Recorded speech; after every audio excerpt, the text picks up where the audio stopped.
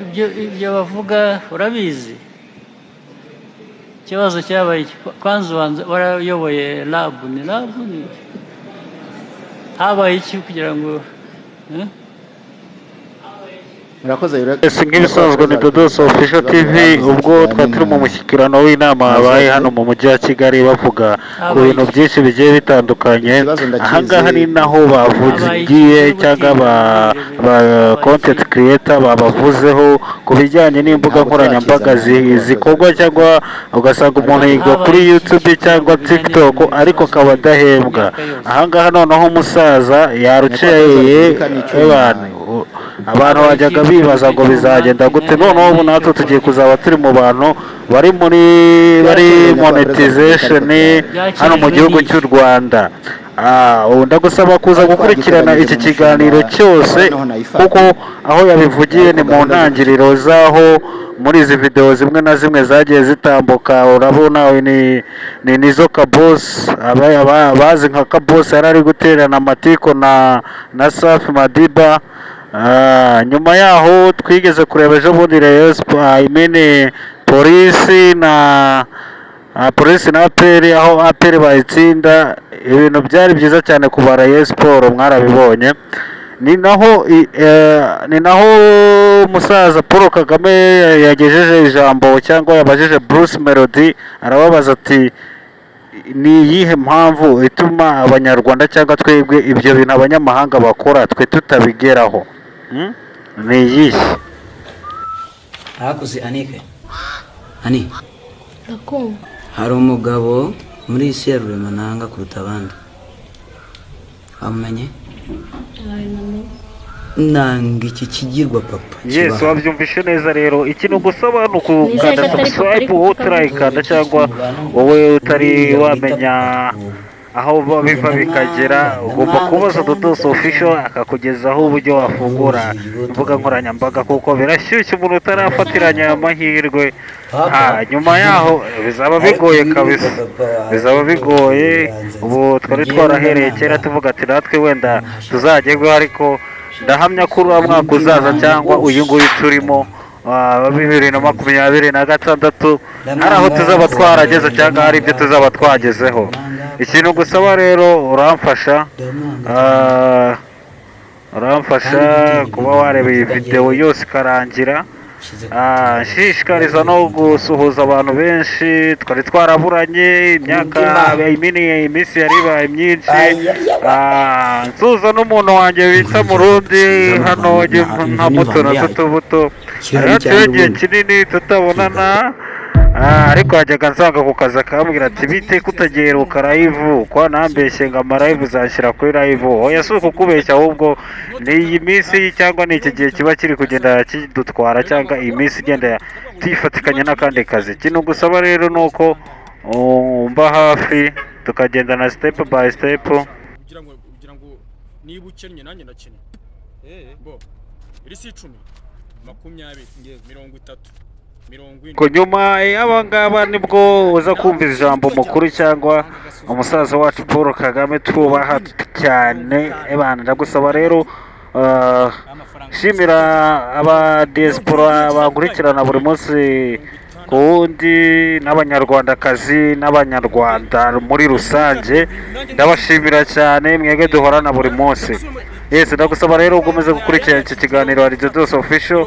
Nihagira inyunganizi cyangwa ikibazo wandike muri comment ndagusubiza. Turi kumwe, mubanze mwumve aba bantu ibintu bari barimo cyangwa umunsi match zari zakinye. Sauna ndagaruka cyangwa nakagaruka, banza wiyumvire nawe. mutsinda inyatwara turabyemeranyaho turabyemeranya. Okay, niwe uje kuyafata hereze kembo umureya yabika hereze kembo wamereje yaryanye mwembi nabishuzanye ikibazo cy'amatsiko ari cyo. Yego, ubwo umuvugizi waba content creator asigaye ari mukuru wa Joshua cyangwa J Paul nyakwigendera. Reka dutangire ikiganiro nawe. reka mbarogoye gatoya. Ibyo Bruce amaze kuvuga bisaba iki? Ntabwo nabyumvise neza. Monetization ya social media y'imbuga nkoranyambaga. Ikibazo rero abantu bahura nacyo mu Rwanda ni iki? kuki ugomba kwita undi muntu w'ahandi kugira ngo ukore amafaranga atari umunyarwanda? Ikibazo ni iki? Niki ngo tugikemure? Bruce, ni ikihe kibazo gihari kuki social media hano mu Rwanda zidahinduka amafaranga? Uyu ni umwanya kuko n'urubyiruko hanze iki kintu kiri kuvugwa cyane. Murakoze nyakubahwa Perezida wa Repubulika. Kugira ngo umuntu akorere amafaranga ku mbuga nkoranyambaga hari ads, publicité zinyuraho. Izo publicité nizo dukuramo amafaranga. Ni ukuvuga ngo ibigo bije kwamamaza, nk'urugero nasohoye indirimbo, iyo ndirimbo sinzi niba mujya mubibona iyo mugiye mu bindi bihugu, iyo ugerageje nko kuyikandaho hari akavideo gato gatambuka kamamaza, ukabanza ukakareba. Abo bantu baba bishyuye, ayo niyo mafaranga aza akagaruka akagera ku wakoze iyo content. Hano mu Rwanda rero bisa nkaho twese turi premium, bisa nkaho twese twishyuye kujya tureba tutarebye publicity. Izo publicity ntago zigeze zinyuramo. Muri ubwo buryo rero ntago tubasha gukorera amafaranga uko bikwiye. Yakemuka bite technically? Yes, Scovia yenda hari igitekerezo afite kuri ngingo. Murakoze nyakubahwa Perezida wa Repubulika, nanjye ndi umwe mu bazikeneye cyane. Iki kiganiro kigeze kiba kuko ari ibintu biri tekiniko muri ICT. Tuza kujya mu kiganiro na Minisitiri w'Urubyiruko ndetse n'umukozi ukora muri Minisiteri y'Ikoranabuhanga. Hari ibyo batubwiraga biri tekiniko, niba Minisitiri yadufasha wenda gusobanura biri tekiniko muri ICT ngira ngo nibyo cyadufasha, ariko kugira ngo zijyemo hari twanasabaga bakatubwira ngo Google ivuga ko itaziduha cyangwa n'abandi, kubera ko mu Rwanda wenda abantu babikoresha ari bake cyangwa ari bake ari benshi cyangwa badakunda kwamamaza, ariko tukavuga ngo leta y'u Rwanda ibidusabiye muri Google bakagira uko bavugana, kuko ubu mu Rwanda dukoresha Google Map. Niba Google Map nshobora kuyikoresha nkayobora umuntu aho ntuye ntamuyoboye ku giti cy'umwembe, ni ukuvuga ngo na ads zishobora kuza. Niba ICT badufasha mu buryo buri tekiniko badufasha. Abashinzwe IT badusobanurira. Thank you very much, Your Excellency. Nkuko bari babivuze, ibigo nka Meta, YouTube na TikTok byose bishyiraho eligibility requirements bituma ibihugu bishobora kuba byakora platform monetization, aho abafite ibihangano bashobora kubibyaza umusaruro. Bakurikiza ibintu bitatu. Icya mbere ni regulatory compliance, kandi ibyo twarabyujuje, nibyo bareba data protection, intellectual property na taxation, ibyo turabyujuje nk'igihugu. Icya kabiri bareba, nkuko Bruce Melody yarabivuze, ni volume of advertisements. Ni ukuvuga ngo dufite abantu benshi bashobora kuba bakwadvertisinga kuri izi mbuga nkoranyambaga, bikadufasha bikadufasha kugira ngo uko tuzamura iyo volume ya advertisement n'aba local content creators bagira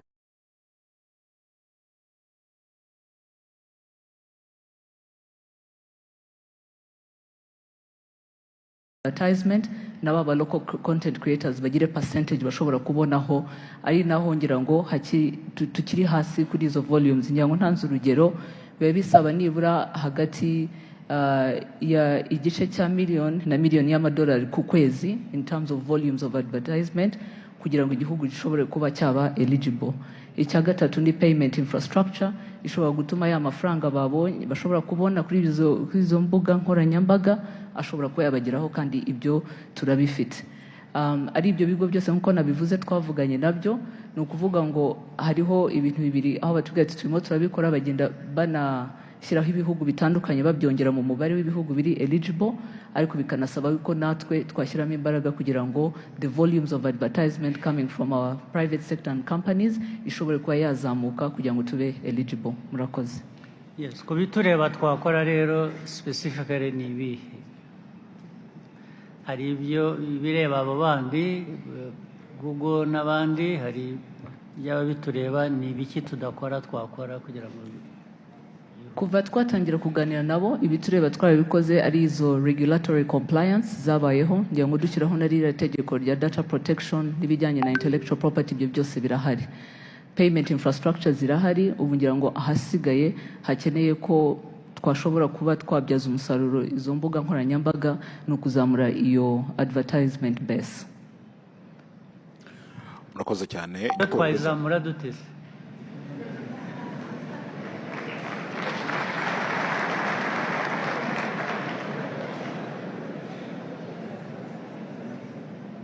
tuyizamure duti.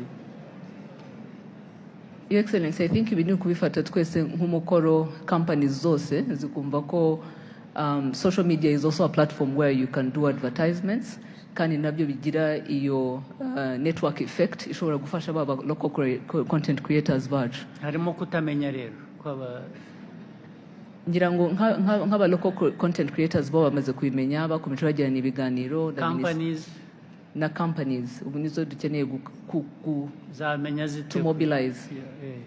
Twabikora dukwiye kubikora Yes, sir. dukora iyo mobilization. Thank you, sir. Okay.